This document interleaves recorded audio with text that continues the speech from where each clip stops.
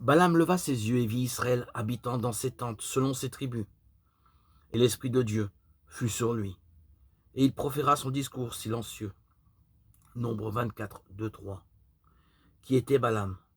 Après avoir lu ces merveilleux oracles, ces merveilleux discours prononcés sous l'inspiration divine, rapportés dans le livre des Nombres, nous sommes frappés de trouver dans le Nouveau Testament 3 passages relatifs à des faits rapportés par Moïse au sujet de ce prophète, où sa mauvaise conduite personnelle est mise en évidence. Pierre nous met en garde contre son chemin. 2 Pierre 2,15, Nombre 22, 22, 35. Jude contre son égarement. Jude 11, Nombre 22, 16, 41. Et Jean contre sa doctrine. Apocalypse 2, 14, Nombre 31, 16. Il est surprenant et digne d'attention que l'Esprit de Dieu emploie ce prophète cupide originaire de Pétor sur l'Euphrate en Mésopotamie pour prononcer quelques-unes des paroles les plus sublimes de la Bible. Tel est notre Dieu souverain, dont les voix et les pensées sont aussi élevées au-dessus des nôtres que les cieux le sont au-dessus de la terre. Ésaïe 55, 9. Mais alors, que dit Balaam? Dans son premier oracle, Nombre 23, 7, 10, il décrit le but souverain de Dieu qui s'élève au-dessus des complots des hommes.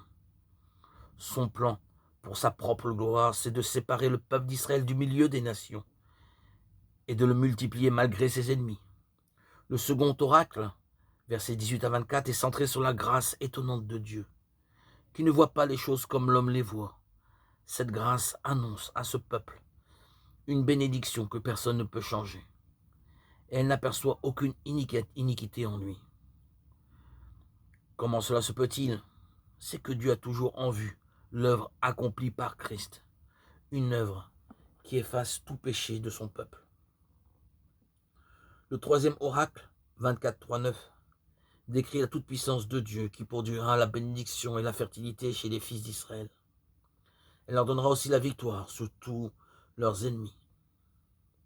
Le quatrième, verset 15, 24, présente l'homme que Dieu a choisi, cet homme béni que Balaam nomme une étoile ou un sceptre apparaissant au milieu du peuple d'Israël. Il est celui qui, à la fin, détruira tous les ennemis du peuple de Dieu et établira une domination universelle. Les oracles de Balaam nous apprennent que ce n'est pas le messager, mais le message qui contient la vérité de Dieu, capable de changer la vie